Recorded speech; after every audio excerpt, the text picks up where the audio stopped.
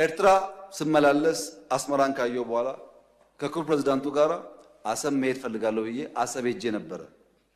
አሰብ ባህሩ ጋር ቆመን ያወራነው ምንድነው? ስለ ፖርት ነው። ተመልሳችሁ ማየት ትችላላችሁ። የት? ኤርትራ ምድር ውስጥ። ሶስተኛ የመደመር ትውልድ መጽሐፍ ላይ በግልጽ ጂኦፖለቲክስን አስፍሬ የአሰብ ጉዳይ አስቀምጬ ለኤርትራ ባለስልጣናት በስጦታ ልኬላቸዋለሁ። ሚስጥር እኮ አይደለም፣ ያውቁታል። ለሁሉም ልኬላቸዋለሁ። አራተኛ እናንተ የምታውቁት የዛሬ 6 ዓመት 5 ዓመት ባህር ኃይል አቋቁመናል እኮ እና ምን እዚህ ውስጥ ነው ባህር ኃይል አቋቁመን ነው?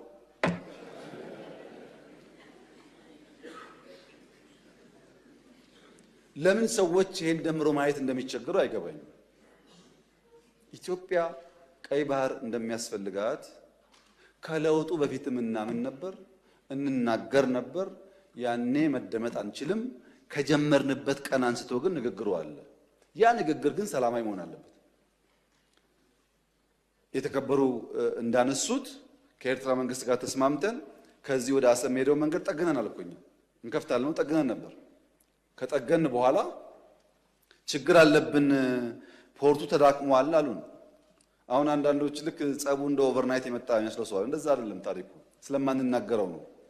መንገድ ጠግነን ከጨረስን በኋላ ፖርቱ ችግር አለበት ሲሉ የጋራ ወዳጅ የሆነ ሀገር ለምነን ጄኔሬተር እና ክሬን በእርዳታ ወደ ኤርትራ እንዲመጣ አድርገን አሰብ ፖርት ሲደርስ የኤርትራ መንግስት አልፈልግም ብሎ መለሰ።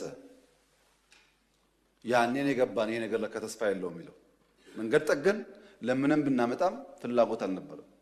ወደ ኤርትራ ልክ እንደ ሱዳን ልክ እንደ ጅቡቲ በእኛ ውጪ ፓወር ትራንስሚሽን ቀጥለን ፓወር እንስጣችሁ ጄኔሬተር አትጠቀሙ ብለንም ቆይ እናስብበት ነው የተባለው። አሰብ ሲሄድ የአሰብ ከተማ ቅድም ብያችኋለሁ፣ ኢትዮጵያ ውስጥ የቤት ችግር አለ። 1.5 ሚሊዮን ቤት መገንባት አለብን ብያችኋለሁ። አሰብ ሲሄድ ቤት አለ፣ በር አለ፣ ሰው የለም። ይሄ እውነተኛ ታሪክ ነው። ይሄንን ከተማ መልሰን ህይወት እንስጠው፣ ስራ ነው ህይወት የሚያመጣለት የሚል በየጊዜው ተነጋግረናል። ሁሉም ኢንቮይ የሚሄደው ተወያይቶበታል። በኤርትራ በኩል በግልጽ ባላወቅነው መንገድ ለዚያ ጉዳይ ምላሽ ለመስጠት ብዙ ዝግጁ አልነበሩም።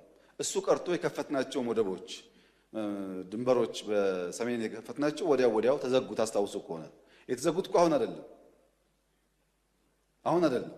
እናንተ ችግር እንዳለ ሳትሰሙ ነው የተዘጉት።